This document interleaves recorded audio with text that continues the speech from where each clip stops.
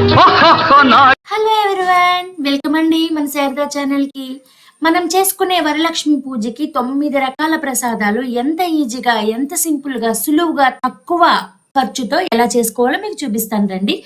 ముందుగా అందరికీ ఎంతో ఇష్టమైన కష్టపడి చేసే బూరెలని ఎలా చేయాలో మీకు చూపిస్తా. ముందుగా ఒక గ్లాసుడు మినపప్పు, ఒక గ్లాసుడు బియ్యం, ఒక గ్లాసుడు శనగపప్పు, ఈ 3 నానబెట్టుకోవాలండి. ఇలా నానబెట్టుకున్నది బాగా నానాక 1-2 అవర్స్ పడితే సరిపోతుంది నానబెడితే. ఇవి కుక్కర్లో పెట్టుకుని ఒక 3 విజిల్స్ వచ్చే వరకు, బాగా ఉడికే వరకు మనం కుక్కర్ పెట్టుకోవాలి. విడిగా కూడా పెట్టుకోవచ్చు. కొంచెం నీళ్ళు చాలండి, కొంచెం ఒక గ్లాసున్నర అలా చాలు, ఎక్కువ అక్కర్లేదు. ఆ నీళ్లు పారపోయకండి, అది రసంలా కూడా వాడుకోవచ్చు. ఆ వాటర్‌లో చాలా న్యూట్రిషన్ వాల్యూస్ ఉంటాయండి. చాలా మంచిది. చాలా టేస్ట్‌గా కూడా ఉంటుంది. మిగిలితే మాత్రం నీళ్లు పారపోయకండి. నాకైతే నీళ్ళేమి రాలేదు. ఇలా బాగా ఉడికిపోయిందండి శనగపప్పు. ఈ శనగపప్పుని బాగా పప్పు గుత్తితో మెత్తగా స్మాష్ చేసేసుకోండి. ఇలా మనం చేసుకుంటే చాలు, మిక్సీ చేయక్కర్లేదు. లేదు అంటే మీరు మిక్సీ కూడా చేసుకోవచ్చు. నేనైతే ఇలా స్మాష్ చేసేసుకున్నాను వేడి దాని మీద. తర్వాత మనం ఒక బాండీ తీసుకుని దాంట్లో మనం ఇలా స్మాష్ చేసుకున్నదంతా ఆ మూకుట్లో వేసి బాగా మళ్ళీ ఇంకొకసారి స్మాష్ చేసుకుని దాంట్లో మనం తగినంత బెల్లం వేసుకోవాలండి. బెల్లం మీకు నచ్చినంత వేసుకోండి. నేనైతే ఒక గ్లాసుడే వేసుకున్నాను. కొంచెం తీపి ఎక్కువ తినేవాళ్ళు కొంచెం పంచదారని యాడ్ చేసుకోవచ్చు. అదేవిధంగా ఇంకొంచెం బెల్లం కూడా యాడ్ చేసుకోవచ్చు. నేనైతే ఒక గ్లాసుడు బెల్లంనే యాడ్ చేశాను. ఇది బాగా కరిగి పాకంలా రావాలండి. ఇలా పాకం వచ్చాక మనం ప్రాసెస్ చేసుకుంటాం అనమాట. ఇదిగో చూడండి, ఇలా బాగా బెల్లం అంతా కరిగి పాకంలా వస్తుంది. ఈ వాటర్ అంతా, ఈ పల్చగా ఉన్నదంతా గట్టి పడిపోవాలండి. ఆ గట్టి పడేంత వరకు మనం స్టవ్ మీదే పెట్టుకుని దగ్గర పడే వరకు చూసుకోవాలి. దీంట్లో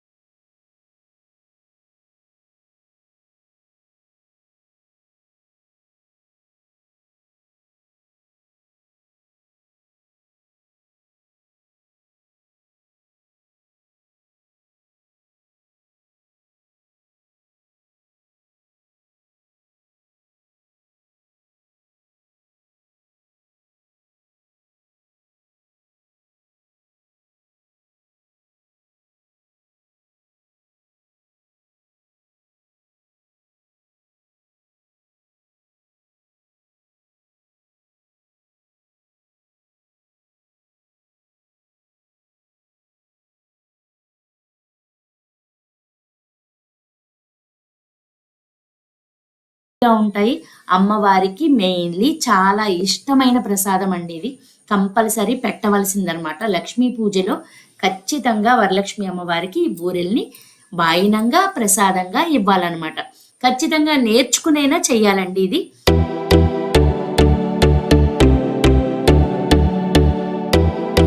పిండి వంటలు వండేటప్పుడు అందరికీ ఉపయోగపడే ఒక చిన్న చిట్కాని చెప్తానండి.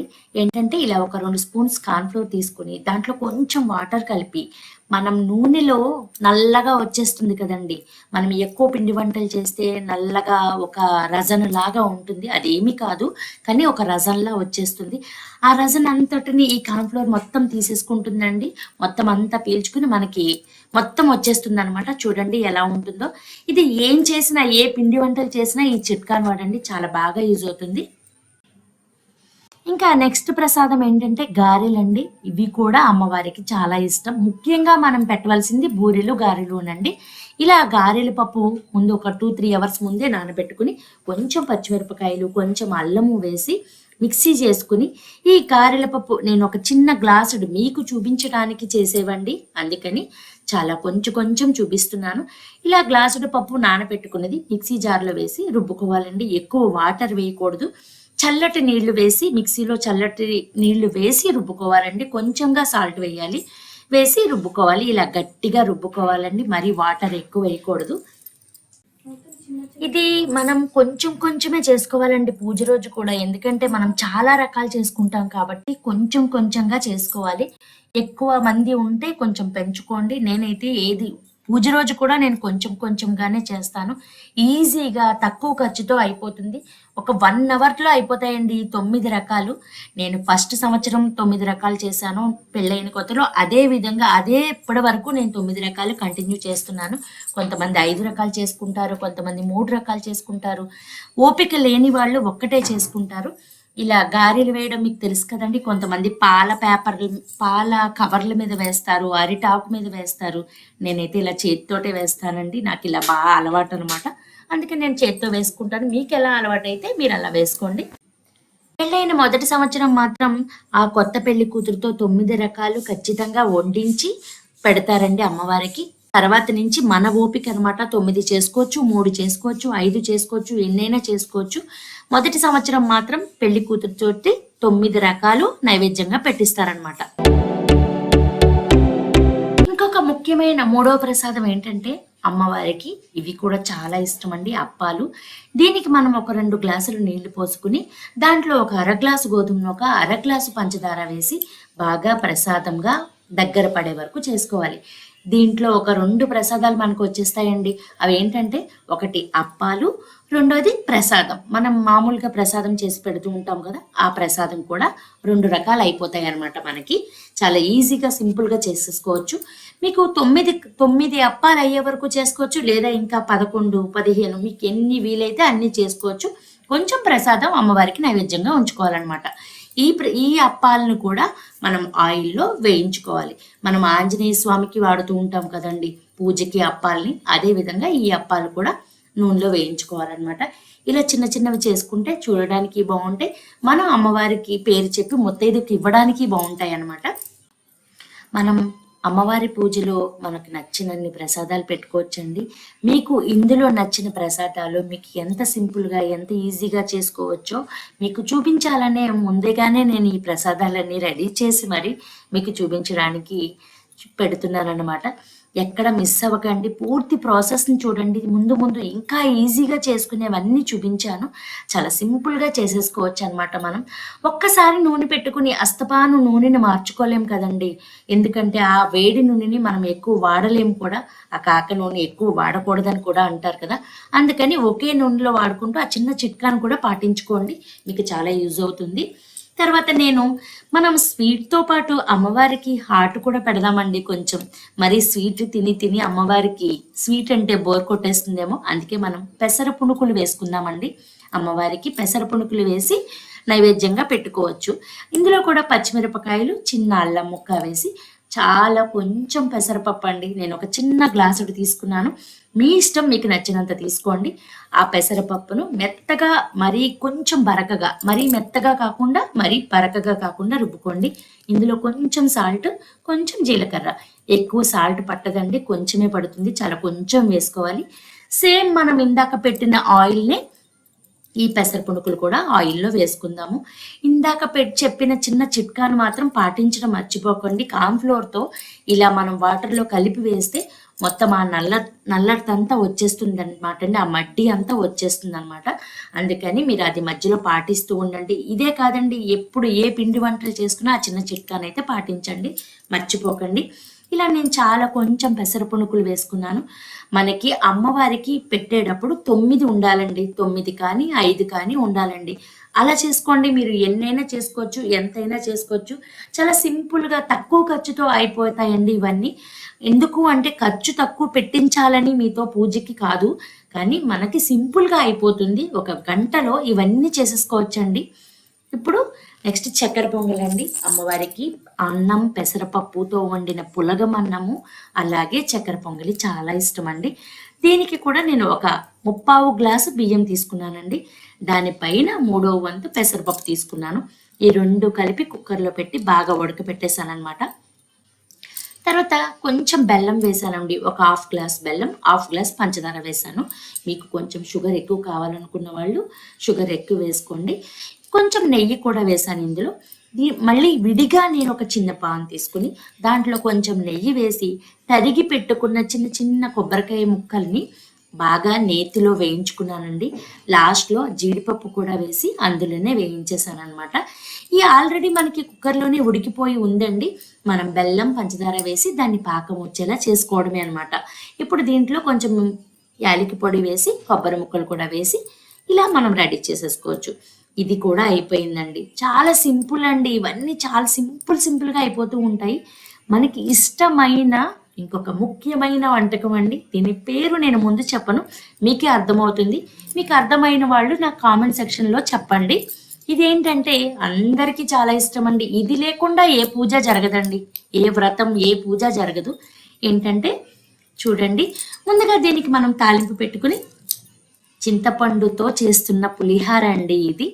మనం గుళ్ళో పులిహార కోసం గుడికి వెళ్ళిపోయి ప్రసాదం కోసమే వెళ్ళి కూర్చుని పడిగాపులు పడి తిన్న రోజులు ఉన్నాయి కదా. మనం ఇంట్లోనే చేసుకుంటున్నాం అనమాట. ఇది మనం ఆల్రెడీ పోపు వేయించుకుని తర్వాత నూనెలో పచ్చిమిరపకాయలు, అల్లం ముక్క, నానబెట్టిన చింతపండు గుజ్జు వేసి ఇలా మనం పోపు రెడీ చేసుకున్నాం. వండిన అన్నాన్ని ఈ ఈ పోపులో పులిహార పులుసులో కలిపి కొంచెం సాల్ట్, కొంచెం పసుపు, ఇంకొంచెం నూనె వేసుకుని బాగా కలుపుకుంటాం అనమాట.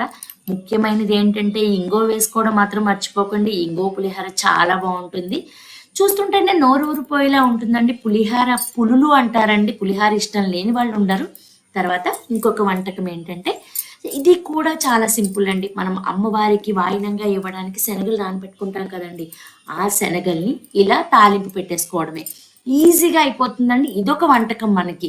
ఇలా మనం సింపుల్‌గా చేసుకోవడానికి 9 రకాలు మనకి పెట్టినట్టు ఉంటుంది. ఈజీగా కూడా అయిపోతుంది. ఇంకొక సింపుల్ అమ్మవారికి ఇష్టమైన పెరుగుతో చేసే దద్దోజనం అండి. అమ్మవారికి పెరుగు, పాలతో చేసింది కూడా పెట్టాలి గదా. ఈ దద్దోజనం కూడా మనం అన్నంతో చేసుకోవట్లేదండి. సేమియాతో చేసుకుంటున్నామనమాట. ఇలా మనం తాలింపు పెట్టుకుని సేమియా ఒక 2 గ్లాసుల నీళ్ళలో ఒక గ్లాసుడు సేమియా వేసి బాగా మరగనిచ్చి కొంచెం ఉడికినప్పుడు మనం వడగొట్టే దాంట్లో వార్చేసుకుని దాంట్లో చల్లటి నీళ్లు పోసి కడిగి పక్కన పెట్టుకోవాలండి. దీంట్లో ఈ తాలింపులో కొంచెం జీడిపప్పు కూడా వేసుకోండి, చాలా బాగుంటుంది. అల్లం, పచ్చిమిరపకాయలు, కరివేపాకు ఇవన్నీ వేసుకుని మనం దద్దోజనం పోపు మనందరికీ తెలిసిందే. ఈ తాలింపు పెట్టుకుని ఇందులో మనం ఉడకబెట్టిన సేమియాలు వేసుకోవాలి. రుచికి సరిపడినంత సాల్ట్ వేసుకోవాలి. ఇలా ఉడకబెట్టిన సేమియాలో మనం అప్పుడే గడ్డ పరుగు ఉంటుంది కదండి, అది మేగడతో వేసుకోవాలండి. మేగడ తీసి వేయకండి, చాలా టేస్ట్గా ఉంటుంది మేగడతో వేస్తే. ఇలా మనం మీగడతో తీసుకున్న గడ్డ పెరుగుని కూడా బాగా ఇందులో వేసి కలపాలండి. మనకి వేడి చల్లారిపోతుందండి ఆల్రెడీ ఇది. అందుకని ఎక్కువ పట్టదు. దీంట్లో కాచి చల్లార్చిన పాలు వేసుకోండి, ఇంకా కమ్మగా ఉంటుంది. చాలా తొందరగా ఈజీగా 9 రకాల ప్రసాదాలు చేసేయచ్చు. ఇది మనం చెప్పాం కదండి ఇందాక ప్రసాదాన్ని పక్కన పెట్టామని, ఇది 9వ రకం అండి. ఇదండి 9 రకాల ప్రసాదాలు అమ్మవారికి ఈజీగా చేసుకునే విధానం. చాలా సింపుల్గా ఈజీగా చేసుకోవచ్చండి.